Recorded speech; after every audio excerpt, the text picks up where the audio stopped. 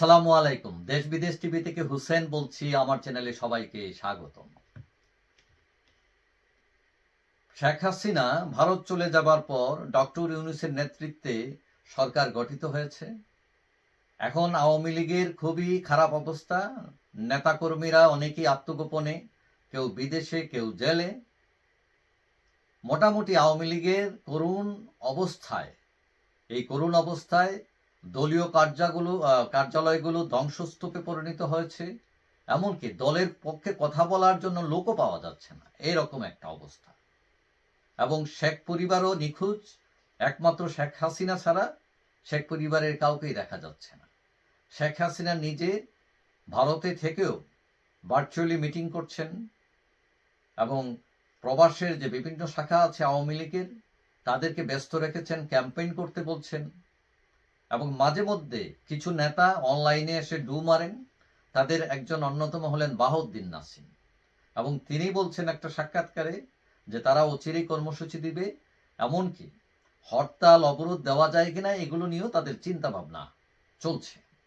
এখন কথা হচ্ছে, হরতাল অবরোধ কর্মসূচি একটা দেওয়াই যায়, কিন্তু সেটা সাকসেস করতে তাদের কর্মীরা নামবে কিনা, কেন নামবে, নেতারা কোথায়, বিভিন্ন ধরনের প্রশ্ন আছে। সবচেয়ে বড় সমস্যা আওয়ামী লীগের যেটা দাঁড়িয়েছে, যে তার মাথায় অনেক অভিযোগ।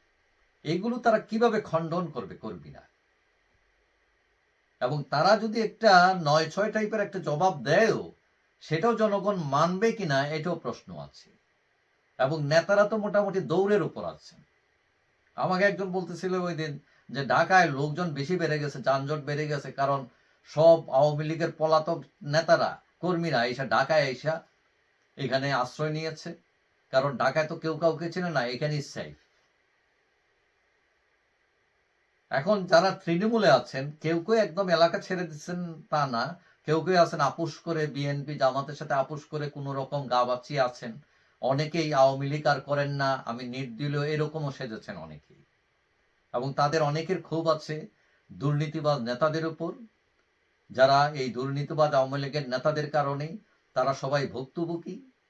এবং তারা মনে করেন যে দলে শুদ্ধি অভিযান দরকার, নতুন নেতৃত্ব দরকার। আবার কেউ কেউ রাজনীতিকে বাই বাই দেওয়ার জন্য প্রস্তুতি নিয়েছেন। তবে সবাই বাই বাই দিচ্ছেন তা না, কেউ কেউ আবার নতুন কর্মসূচির অপেক্ষায়ও আছেন তারা। কিন্তু নেতারা সেফ জোনে থেকে কর্মীদের হুমকির মুখে ঠেলে দিলে কয়জন তাতে রিস্ক নেবে, এটাও প্রশ্ন আছে। তারপর আছে মামলা হামলার ভয়, গ্রেফতার আতঙ্ক, এইদিকে দল নিষিদ্ধের ঝুঁকি আছে, নির্বাচনে অংশ নিতে পারবে কি পারবে না, যদি সরকার নির্বাচন করতে না দেয় তাহলে দল সেটা কিভাবে মোকাবেলা করবে, আর যদি অংশগ্রহণ করতে দেয় তাহলে তাদের প্রস্তুতি কি, তাদের কৌশল কি, সব কিছুই অজানা।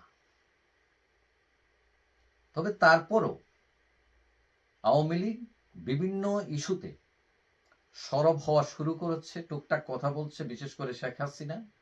এবং কেউ কেউ মনে করছেন এই যে সরব হওয়া আস্তে আস্তে, এবং এইটা তারা কাজে লাগাতে পারে কিছু বিষয়, যেটা হলো দ্রব্যমূল্য, আইন শৃঙ্খলা পরিস্থিতি, শিল্প কারখানা বন্ধ হয়ে যাওয়া, বিনিয়োগ বন্ধ হয়ে যাওয়া, প্রবাসীদের নির্যাতন, বিভিন্ন ধরনের ইস্যু তৈরি করে তারা মাঠে নামতে পারবে।